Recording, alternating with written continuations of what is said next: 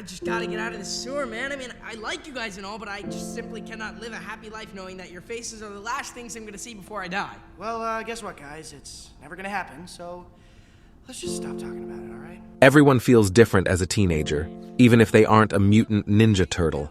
When I think about the movies that feel most like what being a teenager felt like, I'm usually thinking about films that hit at how lonely that time of your life can be. It isn't a loneliness that's caused by actually being alone.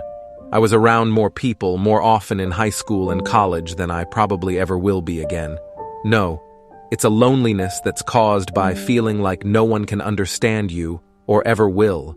It's the loneliness of feeling truly alone, not actually being alone.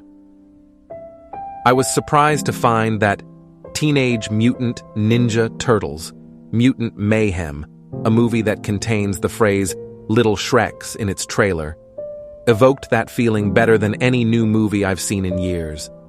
The first act of the Mutant Mayhem is focused on showing just how lonely Michelangelo, Leonardo, Donatello, and Raphael are.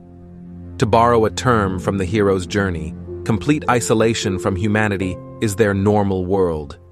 Aside from Master Splinter, they have no community of mutants that can fill the need for connection.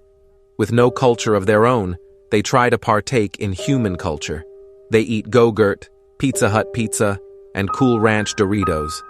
Throughout the movie, the turtles allude to human pop culture, with references to BTS, Batman, and Family Guy. Some of this feels like brand synergy, but the movie goes beyond that, using pop culture touchstones as a way to communicate the extent of the turtles' alienation, and setting up a conclusion where they find a sense of belonging. When Mikey, Donnie, and Raph convince Leo to swing by a movie in the park before heading home, their experience watching Ferris Bueller's Day Off from the seclusion of a nearby roof feels similar to Ariel watching Prince Eric from afar. It was the most emotional moment of the film for me, as Leo looks down at the couples and families and friends enjoying the movie together.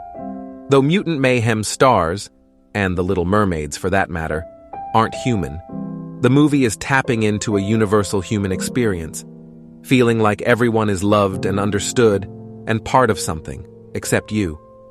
It also shows that cinema can be a double-edged katana. Movies can bring people together and provide joy, but they can also show us a world that feels and is unattainable.